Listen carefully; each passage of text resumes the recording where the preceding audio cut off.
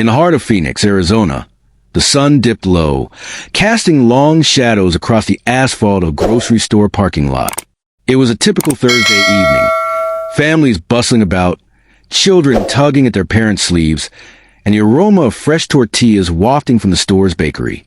But amidst this ordinary scene, an extraordinary confrontation was about to unfold. A teenage boy, 16-year-old Brandon Haskins, stood defiantly by the cart return, his face flushed with frustration.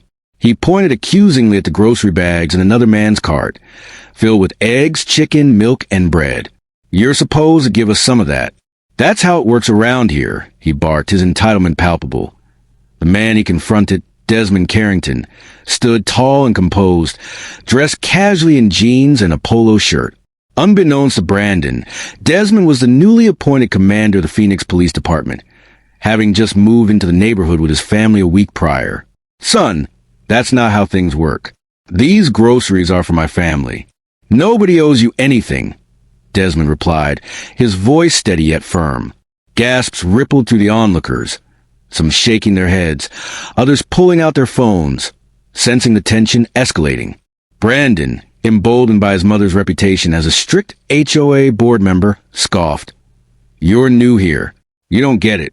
Every new neighbor has to give something up. My mom says it's tradition." Desmond narrowed his eyes, his authority unmistakable. Tradition, not extortion, is how communities build respect. "Now go home." Silence hung in the air, thick with anticipation, as Brandon's phone buzzed in his pocket. He stormed off a few steps, dialing his mother.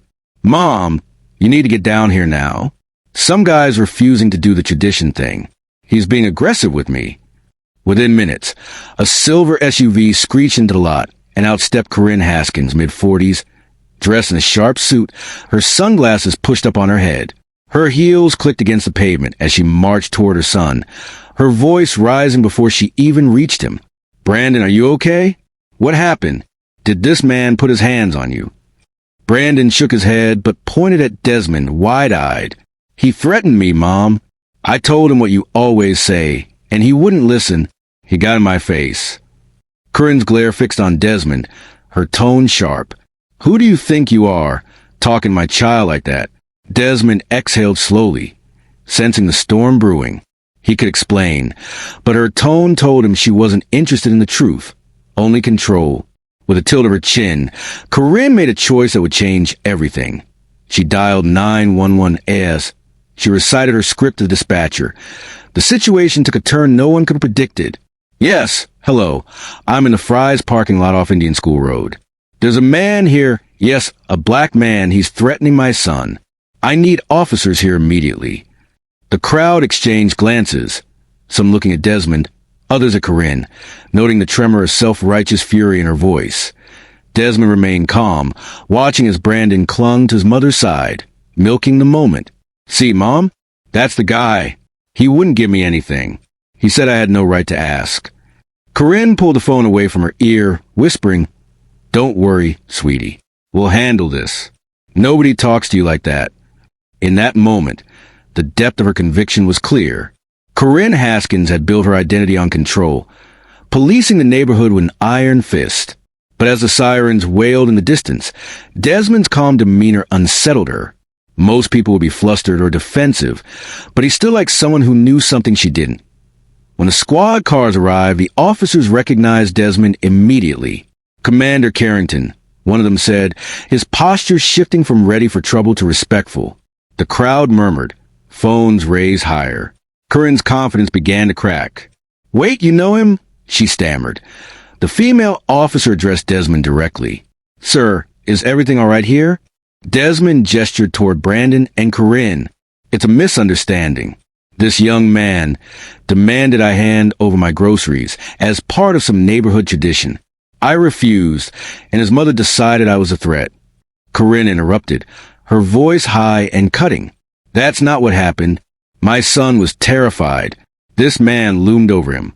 The female officer looked back at Desmond, then at Angela and Simone, who had just arrived. Angela stepped forward, her voice steady. "No, my husband didn't threaten anyone. Your boy thought he could intimidate us into giving up our food." "Brandon," feeling the weight of the moment, finally spoke up. He didn't do anything. He just said no. The crowd erupted in murmurs, some nodding in agreement. Corinne's face flushed crimson as she realized the tide was turning against her. Desmond stepped closer, his voice calm but firm. This community will get to know me in time, but tonight you decided to paint me as a threat before even learning my name. That says more about you than it does about me. For the first time, Corinne had no response as the Carringtons walked away. The crowd parted for them. Leaving Corinne standing by the cart return, her authority shattered. The fallout began almost immediately. Videos of the incident went viral, and Corinne found herself at the center of a cultural flashpoint.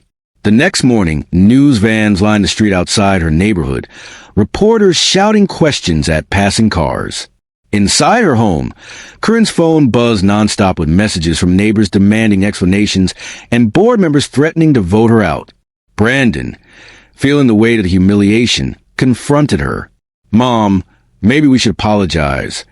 Corinne's instinct was to resist, to defend her actions, but deep down, she knew he was right.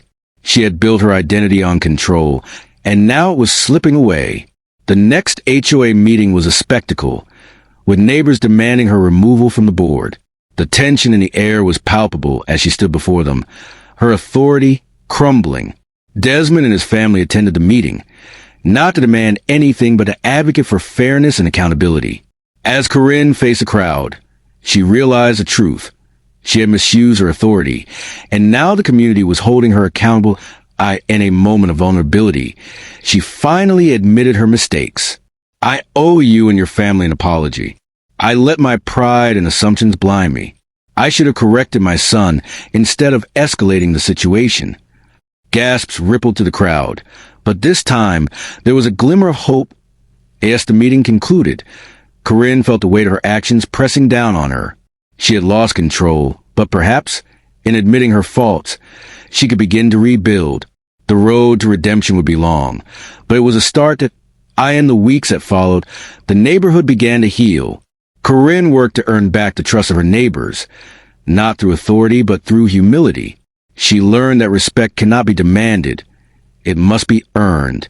And as she navigated this new path, she hoped to teach her son the same lesson. In the end, the grocery store incident became more than just a viral story.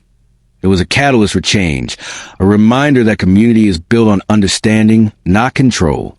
And as Corinne looked out at her neighborhood, she realized that the journey toward redemption had only just begun.